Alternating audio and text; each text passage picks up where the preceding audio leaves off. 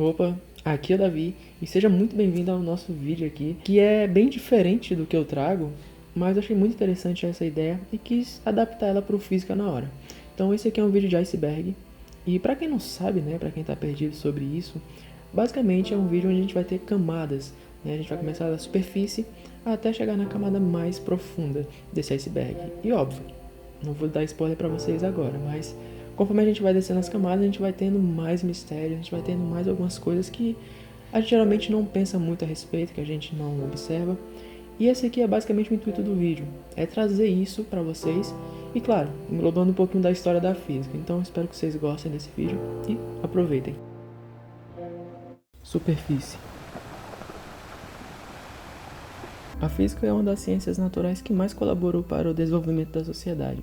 Suas contribuições vão desde a compreensão dos maiores corpos celestes do nosso universo até o estudo de minúsculas partículas que formam tudo o que existe. Além disso, é impossível citar todos os cientistas que ajudaram na construção do conhecimento que a humanidade tem hoje.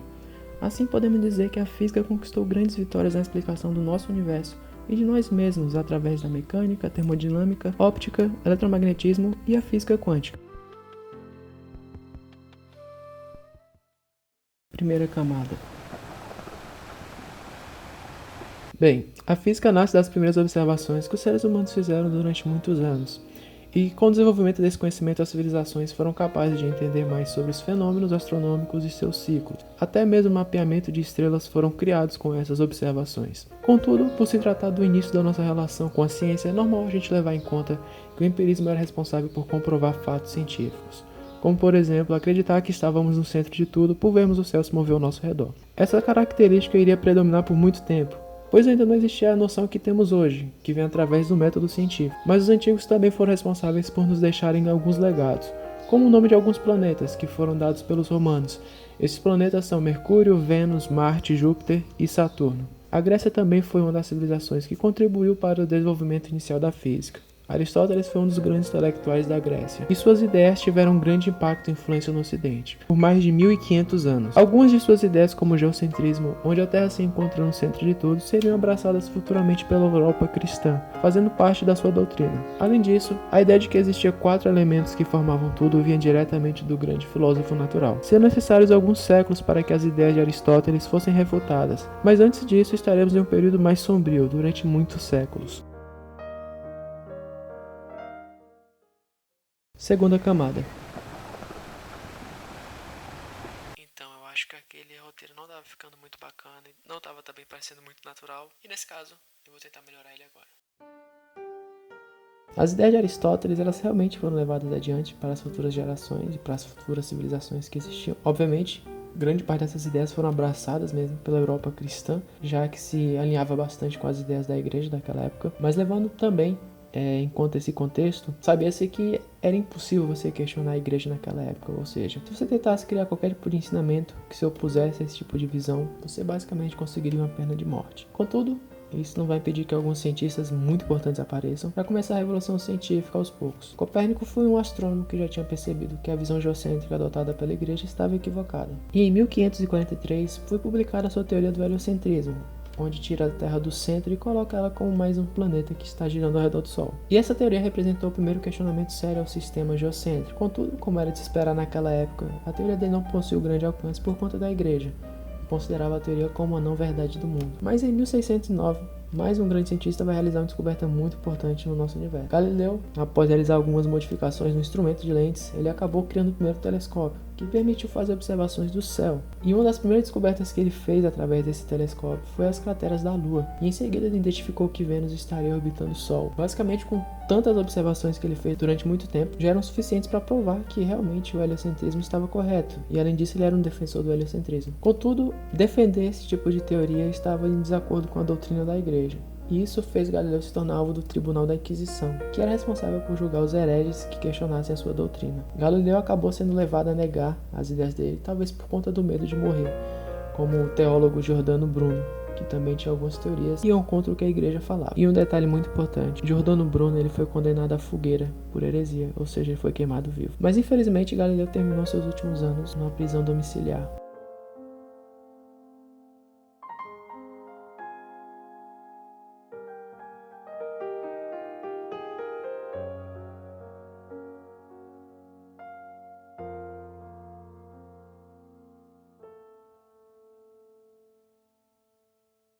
Terceira camada. Esse tema aqui eu resolvi fazer de uma maneira diferente, aqui agora vocês vão me escutar falando e não vai dar a impressão de que eu tô lendo um roteiro, porque eu vou estar falando realmente o que tá vendo na minha cabeça aqui. E vamos lá, pseudociências, essa aqui é uma camada que eu quis deixar ela bem mais aprofundada mesmo, porque é um tema que realmente às vezes traz alguns problemas e que eu acredito que ele tenha algum motivo mais sombrio, talvez mais profundo para estar acontecendo. Mas enfim, para começar, pseudociência é um tipo de conhecimento que geralmente ele tem uma cara científica, né? As pessoas tentam dizer que ele tem métodos, tem comprovações, tem cientistas que estudam eles, mas que na verdade são geralmente ou hipóteses que ainda nem estão concluídas, né? Só foram hipóteses que foram feitas, mas nem foram testadas, ou então mesmo a pessoa está falando o que vem na cabeça dela e tentando organizar. Bem, o que acontece é que pseudociências, elas nunca conseguem entrar em todas as partes do método científico. Às vezes, você tem uma pseudociência, mas você não consegue fazer um experimento com ela, o que é diferente de teorias que são comprovadas, porque elas passam por experimentos. Mas enfim, essa é a definição que a gente tem de pseudociência, né? Bem básica. E o que eu tenho visto atualmente, né, a gente percebe que muita gente acredita na Terra plana, né? Tem a história do 5G, pode causar câncer, a radiação do 5G é perigosa. Mas a gente conhece aqui no Brasil, um dos mais famosos é a Terra plana, né? Ou então, até mesmo a questão da antivacina, né? Que a vacina pode matar e tudo mais. Enfim, vamos considerar que o que as pessoas estão fazendo é isso, né? Estão utilizando alguns dados, que às vezes a gente nem sabe se foram realmente estudados bem, ou então a gente não sabe nem se as pessoas estão utilizando eles de maneira correta, né, para poder justificar que a gente não pode tomar vacina. E eu acredito que um dos maiores problemas que a gente tem hoje em dia, sendo a minha visão pessoal e minha opinião, é que a Terra plana, ela talvez tenha algum tipo de relação com a comunidade científica. Eu falo no sentido de, às vezes, a gente tem algumas pessoas que são um pouco arrogantes. A gente pode perceber que tem pessoas que às vezes não querem conversar com terraplanistas, falar, não vou perder meu tempo com isso, não vou tentar ensinar gente que não quer aprender, não vou tentar ensinar gente burra. E isso eu acredito que gera uma divisão cada vez maior entre as pessoas. Eu acredito sim que a divulgação científica, ela ajuda a combater várias coisas, mas ela também tem que ser feita de maneira simplificada, porque a maioria das pessoas, no geral, elas não têm acesso a muitos artifícios para poder entender como funciona a metodologia científica, às vezes não entendem alguns termos, então é sempre bom a gente tentar simplificar ao máximo isso. Eu acredito que grande parte dessa questão de pseudociência surja pelas pessoas não conseguirem compreender bem os mecanismos das coisas, ou então realmente quererem levar a ciência para algum lado ideológico, de manipulação, algo do tipo, né? Ou manipulação ou político, sendo que a ciência em si não é isso. E é claro, a gente sempre tem que respeitar. Eu acredito também que se você tem uma pessoa que acredita na Terra plana, por mim não tem nenhum problema se ela quer acreditar. Claro, eu tenho que dizer para ela, sinceramente, que a visão dela tá errada.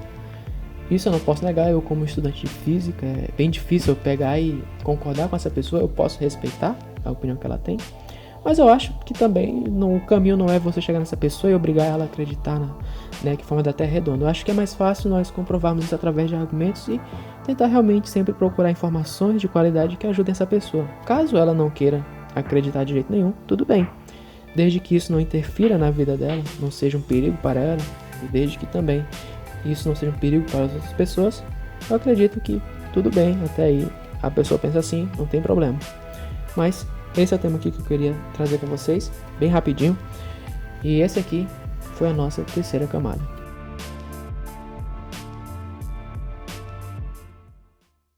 Quarta camada. Infelizmente a gente acaba chegando aqui numa parte bastante triste da física e que realmente é algo que a gente tem que comentar, que é basicamente a fissão nuclear. A fissão nuclear, ela foi um grande passo para a física, mas foi fruto de interesse durante a Segunda Guerra Mundial, que era criar bombas atômicas. E essa história, ela começa com o medo que os americanos tinham da Alemanha desenvolver algum tipo de bomba nuclear. Então eles passaram a se preocupar com isso e criaram projetos. E assim a gente vai ter o surgimento do Projeto Manhattan, que foi iniciado em 1939. E foi um programa basicamente voltado para o desenvolvimento desse tipo de bomba. Foi dirigido por Robert Oppenheimer e teve a participação de vários físicos. E algo interessante é que nessa época os físicos não faziam ideia do poder destrutivo que a fissão nuclear tinha. Eles não faziam conta do que uma bomba atômica era capaz de fazer. Então, Vocês vão poder ver agora aí uma imagem do teste Trinity, que foi feito em 16 de julho de 1945. Esse teste aí era basicamente para poder testar uma bomba atômica, então vocês podem observar o poder destrutivo que esse tipo de bomba tinha. Então, isso é naquela época, imagina como está hoje em dia. Infelizmente, a gente já conhece um pouquinho da história e sabe que a gente vai ter a aparição de 2 bombas e de um país. Bem, esse país é o Japão, e essas bombas são Little Boy e Fat Man, que foram as 2 bombas utilizadas nas cidades de Hiroshima e Nagasaki. Então não é difícil imaginar que nessa época grandes verbas eram dadas para o financiamento desse projeto. E de fato podemos dizer que isso trouxe uma evolução para os estudos sobre fissão nuclear, como eu falei. E as suas aplicações também foram bastante importantes para a criação de usinas nucleares na geração de energia. Mas infelizmente isso acarretaria também uma das maiores tragédias causadas pelas bombas, que foram justamente essas que eu falei para vocês.